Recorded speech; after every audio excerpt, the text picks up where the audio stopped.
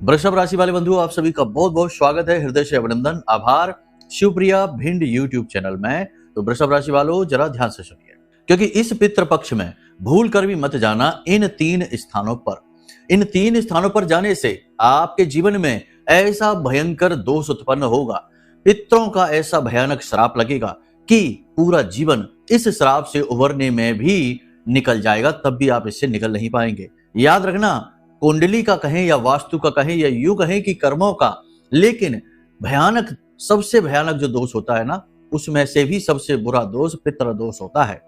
क्यों होता है ये इतना बुरा? क्योंकि ये एक ऐसा ऋण है जो आपके पुरखे पूर्वजों की ओर से आपकी ओर आ रहा होता है, और जिस इंसान के ऊपर पितृ दोष लगा होता है उस इंसान को ना तो कोई पूजा पाठ लगती है, ना किसी व्रत उपवास का फल मिलता है, ना ही उसके सत्कर्मों का ही उसे प्रतिफल प्राप्त होता है।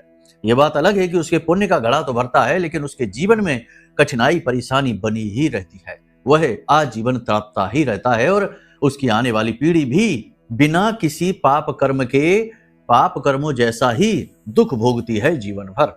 बहुत सारे लोग हमसे ऐसा पूछते हैं जब कुंडली विश्लेषण कराते हैं कि गुरुजी, हमने अपने जीवन में कभी कोई गलत कार्य नहीं किया, किसी के दिल को नहीं दुखाया, कभी हिंसा नहीं की और उल्टे सीधे चीजों का कभी सेवन भी नहीं किया, लेकिन फिर भी ना जाने क्यों हमारे जीवन में ऐसे कष्ट हैं जो हम उनसे मुक्ति प्राप्त ही नहीं कर पा रहे। कर्जा किसी का है तो वो बढ़ता ही जा रहा है, किसी के घर में रोग हैं तो वो बने ही हुए हैं, किसी के घर में रिश्ते टूट रहे हैं तो टूटते ही जा रहे हैं, सुधार हो ही नहीं रहा। जबकि वे लोग पूजा पाठ भी करते हैं, अनुष्ठान भी कराते हैं, सब कुछ करते हैं, फिर भी उनके जीवन में कष्ट कम ही नहीं होते। तो इन सब का सबसे बड़ा कारण होता है पितृ दोष। पितृ दोष एक ऐसी दीवार है जिसे लांग पाना किसी भी सत्कर्म के बस की बात नहीं।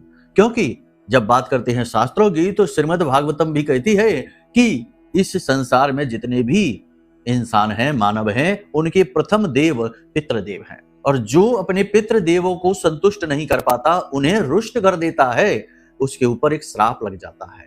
वो श्राप आप तक किसी भी सदगति को, किसी भी बरकत को पहुंचने नहीं देता। तो अब गोल्डन टाइम आ चुका है। पूरे 15 दिन का यह पक्ष है, यह बहुत ही शक्तिशाली है।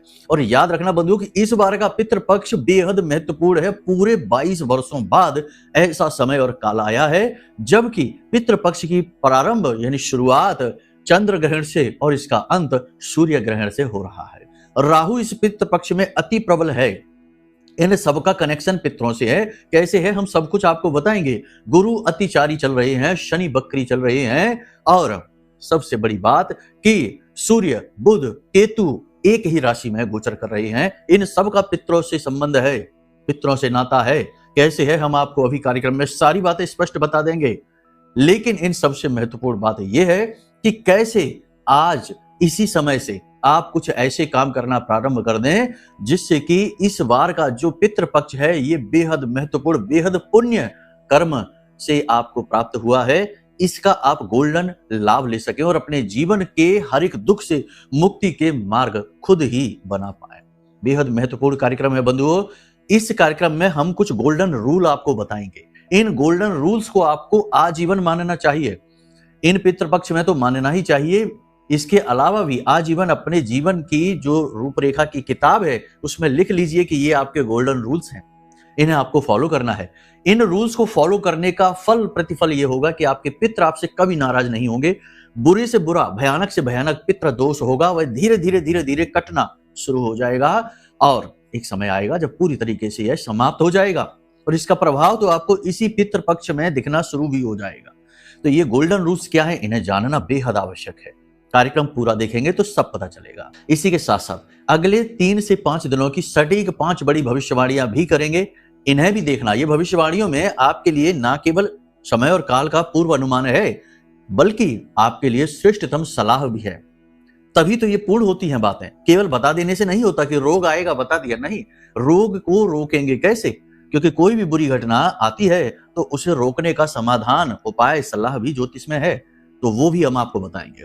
तो कह सकते हैं कि ये जो कार्यक्रम है आपके लिए ये बिल्कुल एक जीपीएस की तरह है, जो आपको स्टेप बाय स्टेप गाइड करने वाला है। इस कार्यक्रम को जो पूरा देखेगा, अंत तक देखेगा, 100% हम लिख कर दे सकते हैं कि उसके जीवन में दो तीन प्रकार की घटनाएं हैं जो जरूर घटनी शुरू हो जाएंगी। पहला, उसका पितृ दोष कमजोर पड़ना शुरू हो जाएगा, पितरों का आशीर्वाद उसे प्राप्त हो जाएगा, उसके पितृ तृप्त हो जाएंगे, पहली चीज। दूसरा, उसके जीवन में जो बड़ी से बड़ी समस्या अभी चल रही है, कुछ लोगों के जीवन में नौकरी की समस्या है, भाई नौकरी ही नहीं अच्छी मिल पा रही, बार बार बदलती रहती है। कुछ लोगों के जीवन में कर्जा, और किसी के जीवन में रिश्ता, और किसी के जीवन में बीमारी। तो ये जो प्रॉब्लम्स है ना, ये प्रॉब्लम्स का रूट कॉज यानी मुख्य कारण पितृदोष ही है। तो ये समस्याएं कमजोर पड़नी शुरू हो जाएंगी, आप खुद अपनी आंखों के सामने समस्याओं को कमजोर पड़ता देखेंगे, ठीक है। तीसरा, धन का आगमन होगा। चौथा, मन में शांति का भाव होगा, ठीक है। लेकिन हम आपको एक बात और बता दें कि अभी आने वाले 3 से 5 दिनों तक शनि चंद्रमा का मेल चल रहा है। ये मेल बहुत ही खतरनाक होता है, ये विष दोष बनाता है, ये गलतियां करवाता है। जानबूझकर आप कुछ ऐसे काम कर लेंगे जो आपके लिए विनाशकारी हो जाएंगे। तो इनमें आपको संभल कर चलना है, समझना है कि कौन से वो काम होंगे, वो हम आपको अभी बताने वाले हैं। तो मतलब कहने का ये है कि हर चीज बहुत ही सोच समझकर प्लान करके हमने आपके लिए इस कार्यक्रम में रखी है। अब आपका धर्म है, फर्ज है कि इस कार्यक्रम को अंत तक देखना है। रूपरेखा सारी हमने आपको बता दी है, विस्तार से आगे बताने वाले हैं, बस पूरे ध्यान के साथ, चित्त के साथ कार्यक्रम में अंत तक ठहरना है। हमने अपना कर्म कर दिया इस कार्यक्रम को श्रेष्ठतम तरीके से निर्मित करके आपको देकर।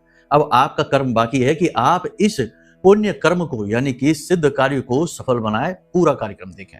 आप अपना कर्म नहीं करेंगे तो फिर आपको ही पीड़ा होगी। इसीलिए तो तुलसीदास बाबा ने लिख दिया कि कर्म प्रधान विश्व करि राखा, जो जस करे सो तस फल चाखा। आप कर्म करिए, आपको फल मिलेगा ही मिलेगा, ठीक है। तो चलिए बंधु, उम्मीद करते हैं सारी बातें, हमारे भाव सब कुछ आपने समझ लिए हैं। अब कार्यक्रम में अंत तक जरूर ठहरेंगे। तो मां माई का नाम लेते हैं, आभार व्यक्त करते हैं, कमेंट बॉक्स में पूरे भक्ति भाव के साथ लिख डालिए, जय मां भद्रकाली कृपा करो। महामाई ने निश्चित तौर पर आपके ऊपर कृपा कर ही दी है, तभी यह कार्यक्रम आप तक पहुंचा है। कार्यक्रम को अंत तक जरूर देखना।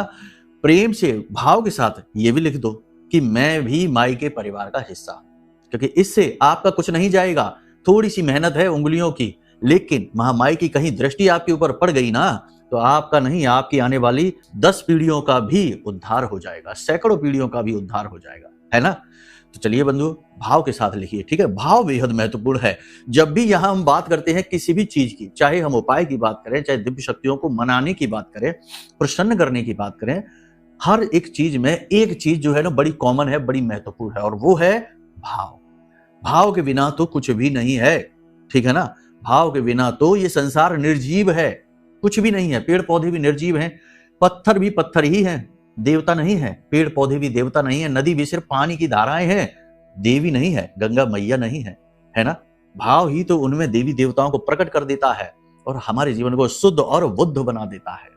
चलिए बंधु, प्रेम से ध्यान से कार्यक्रम को देखिए, स्टेप बाय स्टेप बताते हैं। सबसे पहले बात करते हैं 5 बड़ी भविष्यवाणियों की। जय माई की। बंधुओं, ज्योतिष और तंत्र विद्या के क्षेत्र में आचार्य अमित एक जाना माना नाम है। पूज्य गुरुदेव के साधनाओं और ज्योतिष विद्या के अनुभव बेहद दिव्य है। जी हाँ, पूज्य गुरुदेव ने जिसकी भी कुंडली का विश्लेषण किया और कुंडली के अनुसार उसे सटीक उपाय व महामाई माँ बगलामुखी की विशेष कृपा दी, उसके जीवन में सकारात्मक बदलाव तो आए ही है। फिर चाहे समस्या कितनी ही कठिन क्यों ना हो, समाधान तो अवश्य हुआ है। अब ऐसे में यदि आप भी अपने जीवन की किसी बड़ी समस्या से जूझ रहे हैं, जैसे कि कर्जा बढ़ता ही जा रहा है, काम धंधा और व्यापार सब रुक चुका है, रिश्ते नातों में तनाव हद से ज्यादा बढ़ गया है, पूरा जीवन ही नकारात्मकताओं से भर गया है, तो ऐसे में यही सही समय है जब आप श्रेष्ठ गुरु से मार्गदर्शन प्राप्त करें और जीवन के अंधकार को समाप्त कर दिव्य प्रकाश की ओर कदम बढ़ाएं। वीडियो में दिए गए नंबरों पर तुरंत संपर्क करिए और अपनी कुंडली का विश्लेषण व समाधान पूज्य गुरुदेव के द्वारा करवा लीजिए। देर ना करें, आपके देवी देवताओं के आशीर्वाद से ये मौका खुद चलकर आपके पास आया है, इसे गंवाना नहीं है। अभी फोन करें और गुरुदेव से मार्गदर्शन प्राप्त करें। महामाई आपका कल्याण करें। धन्यवाद। सबसे पहली भविष्यवाणी, मन मचलेगा, मन असंतुष्ट रहेगा, कुछ न कुछ व्याकुलताएं मन में रहेंगी जो आपको चैन से बैठने नहीं देंगी, लेकिन इसका साइड इफेक्ट होने वाला है। आपको निगेटिव कार्यों की ओर प्रेरित करेगा आपका मन। कुछ लोग आपके जीवन में आएंगे या पहले से भी हैं जो गलत कार्यों में रुचि लेते हैं, निगेटिव कार्यों में, उल्टे सीधे क्रिया कर्मों में उनकी रुचि है, क्योंकि वो निगेटिव लोग हैं, आप उन्हें जानते भी हैं। लेकिन अब आप उनकी बातों में आ सकते हैं, किसी गलत कार्य की ओर आप प्रेरित हो सकते हैं। कैसे गलत कार्य? उदाहरण से समझिए, कोई आपसे कहेगा कि चलो टेंशन बहुत है, परेशानी बहुत है, थोड़ा सा ड्रिंक कर लेते हैं, है ना, यानी कि वो आपको मदिरा पान की ओर आकर्षित करेगा। तो ये भी गलत, क्योंकि पितृपक्ष में मद्यपान करना अत्यंत खतरनाक है, अपनी जड़ें खुद ही कुरेद देना है ना। तो ये आपको करेगा। दूसरा, कोई जुआ की तरफ कोई इन्वेस्टमेंट के प्लान बताएगा, वह रुपया बनकर आएगा, चेहरे पर नकाब लगा के आपका हमदर्द बनकर आएगा, लेकिन आपको ही लूट लेगा। तो कहेगा कि इस जगह पैसा लगा देते हैं, ये पार्टनरशिप कर लेते, ये कर लेते, वो कर लेते। गलत कार्य। रिश्वत लेने के अवसर प्राप्त होंगे, घूस रिश्वत देने के अवसर मिलेंगे कि भाई घूस रिश्वत दे देते काम बन जाते। ऐसे कहने का मतलब यह है कि ऐसी एक्टिविटी, ऐसी क्रियाएं जो आपके पतन का कारक बनेंगी, ऐसे कार्य आप करने वाले हैं अगले 3 से 5 दिनों में। तो अब क्या करें आप ऐसे में? अपनी बुद्धि के दरवाजे खोल कर रखिए। कोई भी व्यक्ति जब आपके पास आता है तो आप ही तो उसे अवसर देते हैं अपने ऊपर हावी होने का, अपनी कमजोरियां दिखाकर, अपने आंसू बहाकर, अपने दिल के दर्द को सुनाकर। हर एक व्यक्ति वैसा नहीं है जैसा आप सोचते हैं, है ना? ये दुनिया तो वैसी है नहीं। दुनिया 2 तरीके से चल रही है। एक तो ऊपरी दिखावे की दुनिया है जो बड़ी ही मीठी, बड़ी ही सुंदर लगती है, और एक अंदर की दुनिया है जो बड़ी ही कड़वी है, कठोर है, जहां लोगों का दुरुपयोग किया जा रहा है और उपयोग करने के बाद उन्हें छोड़ा जा रहा है। रिश्ते नातों का कोई लिहाज नहीं है। तो आपको अपनी बुद्धि के दरवाजे खोलने होंगे, तो आपको दोनों दुनियाओं के दर्शन होंगे। फिर चुनाव आप जो करेंगे वो श्रेष्ठतम होगा। और अपने आराध्य को हमेशा याद करना है। भगवान की भक्ति से बढ़कर इस दुनिया में कोई कर्म नहीं है, ये याद रखना। और असली कर्म तो है ही यही कि आप इस संसार में आए हैं न केवल नौकरी करने के लिए, रोजी रोटी कमाने के लिए, दूसरों का पालन और स्वयं का पालन करने के लिए, बल्कि ये तो सिर्फ क्रियाएं हैं, जीवन के संचालन के लिए जरूरी क्रियाएं। लेकिन मुख्य उद्देश्य आपका क्या है? भगवान की भक्ति, उस परम तत्व का बोध हो जाना, है ना? जैसे कि महासागर में से जल की एक बूंद हवा में उठी और भूल गई कि वो किस तत्व से निर्मित है, अपने आप में आ गई, अपने अहम में आ गई कि मैं तो जल की बूंद हूं, मैं तो अपने आप में हूं, मैं कुछ करने हैं, कुछ खाने हैं, कुछ पीने हैं, कुछ नौकरी है, कुछ व्यवसाय है, ये सब भूल गई। लेकिन वो इस बात को भूल गई कि उसके अंदर जो जल तत्व है वो उसी महातत्व से निर्मित हुआ है जो महासागर को निर्मित करता है। ठीक है ना? जिसको भी ये भाव रहता है कि उसके अंदर वही महातत्व विद्यमान है, समझ रहे हैं आप हमारी बात को? भाव के साथ बता रहे हैं। जब संसार से जाएंगे तो उसी तत्व में विलीन हो जाएंगे और वह महाशांति होगी, वो नए घर आगमन जैसा, है ना? तो यहाँ पर जो इतनी व्याकुलताएं दिख रही है ना, ये सिर्फ और सिर्फ हमारी बुद्धि का भ्रम है। हमने जानबूझकर कुछ को अपने गले में डाल रखा है और कुछ यूं ही हमारी मंद मति की वजह से हमको घेर कर बैठी है। जैसे ही मति का जागरण होता है, इंसान शांत होता चला जाता है, चैन में आ जाता है, दुखों से दूर होने लगता है। दुख नहीं दूर होते, वो दुखों से दूर होने लगता है। दुख तो जहां के तहां है ना? तो अपने आप का बोध करवाना ही इस जीवन का उद्देश्य है कि आप कौन हैं। जैसे ही बोध होता है, संसार का लोप होने लगता है, संसार धीरे धीरे गायब होने लगता है, क्योंकि ये तो वैसे भी जगत मिथ्या है ना, ये मिथ्या है। तो बोध ही मुख्य उद्देश्य है। तो ये बोध को न, मतलब ये सारी बातें कहने का उद्देश्य केवल इतना सा है कि देखो, आपको सिर्फ सरल मार्ग पकड़ना है कि अपने आराध्य को ही ब्रह्म स्वरूप मानकर उनका पूजन करिए, मन में उनके लिए भाव रखिए और उनकी कृपा से आपको इस संसार के कष्टों से मुक्ति अवश्य प्राप्त होगी, है ना? प्रेम, भक्ति, भाव, समर्पण, ये जीवन के उद्देश्य हैं, तरीके हैं। समझ गए सारी बातें आप हमारी? दूसरी भविष्यवाणी, शारीरिक कष्ट। 2 तरीके से शारीरिक कष्ट आएगा। एक तो कोई पुरानी बीमारी उखड़ सकती है, एलर्जी वगैरह हो सकती है, कोई पुराना रोग आपको परेशान कर सकता है। दूसरा, किसी प्रकार का हादसा, दुर्घटना, चोट, फिसलना, गिरना, वाहन आदि से चोट लगना, ये चीजें हो सकती हैं। तो दोनों ही स्थितियों में आपको अलर्ट रहना है, संभल कर चलना है, बहुत ज्यादा आवश्यक है। तीसरा ये होगा कि आपकी बातों से लोग उल्टा सीधा मतलब निकालेंगे, है ना? तो आपको क्या करना है? दूसरों को बिना पूछे बिना मांगे सलाह नहीं देनी है, किसी के व्यक्तिगत जीवन में हस्तक्षेप नहीं करना है और अपनी वाणी पर पूरा नियंत्रण रखना है। कम बोलना है, काम का बोलना है, जरूरत पड़े तो बोलना है, न जरूरत पड़े तो ना बोलना, मौन रहना है ना? क्योंकि मौन में ही आप अपने आप को पहचानेंगे, शोर में नहीं, बोलने में नहीं। ठीक है? तो मौन रहना है। और सबसे महत्वपूर्ण बात, देखो, एक तरफ तो जहां मन में व्याकुलताएं हैं, वहां कहीं ना कहीं मन में धर्म भी जागेगा, भगवान की भक्ति, भगवान के उपाय, पूजा पाठ क्रियाएं करने का मन करेगा और आप वो करेंगे भी। ठीक है?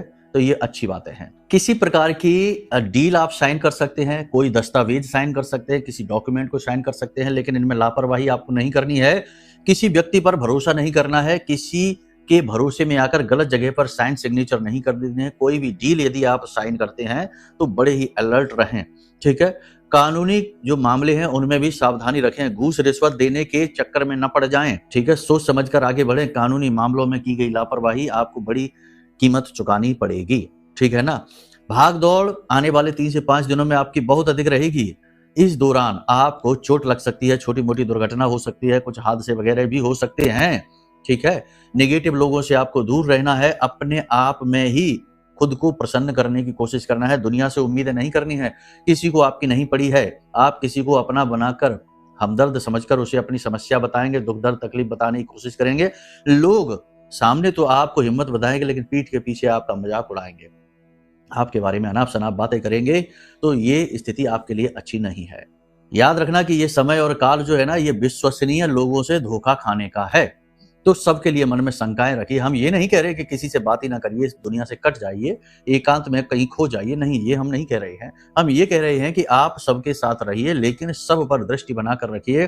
कौन किस भाव के साथ आपसे जुड़ा है, कोई किसी बात को बता रहा है तो इसके पीछे किसका फायदा अधिक है, आपका कि उसका।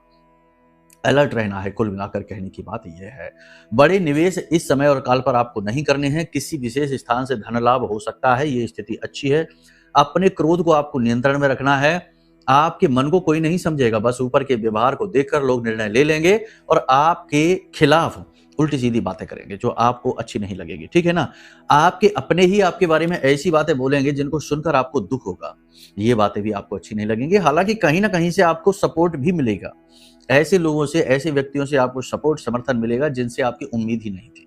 किसी अनजान व्यक्ति के आपके जीवन में आने और उसे आपको सपोर्ट करने से आपको बहुत अच्छा महसूस होगा। नए मित्र, नए प्रेम संबंधों की इस सप्ताह में संभावनाएं हैं, लेकिन प्रेम संबंधों में थोड़ा सा अलर्ट रहने की जरूरत है। कहीं ये कोई धोखा ना हो या आपकी चारित्रिक हनन की व्यवस्था न बन गई हो, क्योंकि राहु अति प्रबल है, वो ऐसी गतिविधियों में आपको फंसाएगा। तो थोड़ा सोच समझकर इस मार्ग पर आपको चलना है। ठीक है, बाकी आपकी सद्बुद्धि ही आपको बचाएगी। आपको बस भगवान से ये प्रार्थना करनी है कि हे भगवान, आप हमेशा हमारे साथ रहिए और हमारी बुद्धि का मार्गदर्शन करते रहिए। ठीक है ना, यहां तक सारी बातें ठीक है। कुल मिलाकर 3 तरीके की भविष्यवाणियां निकल कर आ रही हैं। पहली ये कि धोखे से बचना है, यानी बहुत ज्यादा अलर्ट रहना है। दूसरा ये कि कोई बड़ा निवेश नहीं करना है। तीसरा ये कि अपने आप का, अपनी सेहत का बहुत ख्याल रखना है। मनमुटाव लोगों से होंगे तो हो जाने दो, समय आने पर अपने आप ठीक हो जाएंगे। आपको जरूर से ज्यादा प्रयास किसी भी रिश्ते को सुधारने के लिए नहीं करना है। समय आने पर रिश्ते अपने आप सुधरने लगेंगे। आपके द्वारा किए गए अति प्रयास रिश्तों को और ज्यादा बिगाड़ कर रख देंगे। ठीक है ना, यहां तक आपने सारी बात समझ ली। अब बात करते हैं गोल्डन रूल्स की, जिससे कि इस पितृपक्ष में आपका भाग्योदय होना शुरू हो जाएगा। फिर बताएंगे उन 3 स्थानों के बारे में और अंत में एक महा उपाय। गोल्डन रूल्स नंबर 1, धर्म से जुड़े किसी भी व्यक्ति, गुरुजनों का, माता पिता का और भगवान का कभी भी अपमान नहीं करते हैं। ठीक है, याद रखना। अब देखो, कुछ लोग यहां पर ये निषेध करेंगे इस बात का, कहेंगे धर्म गुरुओं का क्या है, वो तो ढोंग करते हैं, वो तो उल्टे सीधे कर्म करते हैं, तो उनके बारे में क्यों ना बोले। अब आप ध्यान से सुनिए।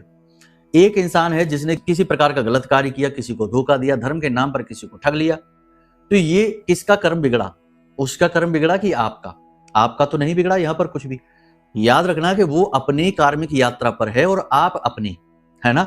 यहां सबकी अपनी अपनी यात्राएं हैं और अपने अपने कर्म और अपने अपने कर्मों के प्रतिफल लोग भोग रहे हैं। तो उसने जो गलत कार्य किया, उसने अपने लिए गड्ढा खोदा जिसमें वो आगे गिरने वाला है ना। आपने तो उसमें कुछ भी नहीं किया, लेकिन आपने उसके बारे में अनाप शनाप बातें बोलनी शुरू कर दी। तो आपने जब उसका दुष्प्रचार किया, अनाप शनाप बातें बोली, तो इसमें आपने भी हिस्सेदारी ले ली कि भाई तुमने अपने लिए गड्ढा खोदा है, छोटा सा हिस्सा उस गड्ढे में मुझे भी दे दो, क्योंकि तुम्हारे पीछे से मैं भी गिरने वाला हूं, है कि नहीं। क्योंकि आपने भी पाप कर्म कर दिया, है ना। क्यों किया, कैसे किया? गलत आदमी के लिए गलत बोलना कौन सा पाप कर्म है? बिल्कुल है। याद रखिए कि जब कोई एक उदाहरण से, छोटे से उदाहरण से समझिए कि आप कहीं जा रहे हैं और किसी को गाड़ी के पीछे कुत्ते भौंकते हैं, भागते हैं, है ना। तो क्या आप ये करेंगे कि आपकी गाड़ी के पीछे कुत्ते भाग रहे हैं तो आप अपनी गाड़ी रोक कर उस कुत्ते के पीछे भागना शुरू कर देंगे? ऐसा तो नहीं करेंगे। कुत्ते का पीछे भागना उसका कर्म है, आपका अपना कर्म है। आप अपने मार्ग पर चले जाएंगे, आप तो पीछे मुड़कर देखेंगे भी नहीं। ऐसे ही जिसने जो गलत कार्य किया है उसे करने दो, वो खुद भुगतेगा, आपको नहीं करना उसमें कुछ भी।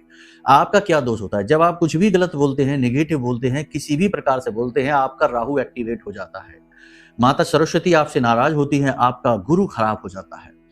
गुरु के साथ साथ बुध और शुक्र भी खराब होता है। आप ये देखेंगे, इसका प्रमाण दे देते हैं, शंकाएं नहीं, प्रमाण। ठीक है, तो प्रमाण ये है कि आप अपने आसपास कुछ लोगों को देखिए जो हर वक्त चीजों के बारे में गलत बोलते रहते हैं।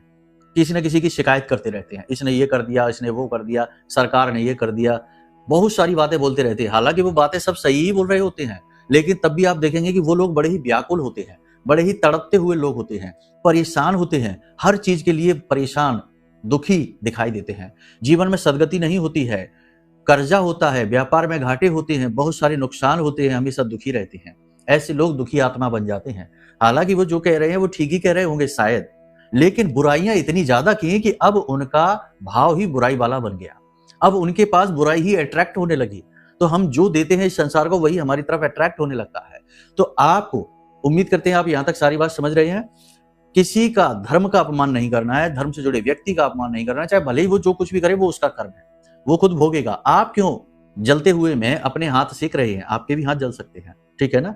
तो ये हो गया। इसी के साथ माता पिता का, देखो कोई बहुत सारे लोग ऐसे होते हैं इस संसार में, हम तो कुंडलियां करते रहते तो सुनते हैं, गुरुजी हमारे पिता ने ही हमारे साथ बड़ा अन्याय किया, हमारी माँ ने ही हमारे साथ बड़ा अन्याय किया। देखो माता पिता यदि अन्याय भी करते हैं तब भी आपको यह अधिकार नहीं मिल जाता कि आप उनकी बुराइयां करें, आप उनके लिए गलत बोलें। उनका अन्याय भी कहीं ना कहीं किसी न किसी प्रकार से आपके लिए हितकारी बनेगा, लॉन्ग टर्म में बनेगा, या फिर हो सकता है कि वो ऐसा करके आपके कर्म काट रहे हैं। जी हाँ, इसकी भी लंबी कहानी है, आपको समझा सकते हैं लेकिन समय बहुत लग जाएगा, है ना। तो कहने का मतलब यह है कि आप वो समझ नहीं सकते, विधि के विधान को आप समझ नहीं सकते हैं, तो बीच में टांग नहीं अड़ाना। तो माता पिता का, शास्त्र कहते हैं माता पिता का अपमान करने का अधिकार बालक को कभी नहीं है, ठीक है ना। तो ये कर्म नहीं करना है। इसी के साथ साथ अपने धर्म से, अपने भगवान से, अपने धार्मिक ग्रंथों का कभी अपमान नहीं करते हैं। ये गोल्डन लाइन है, गोल्डन रूल है, इसको आपको फॉलो करना होगा।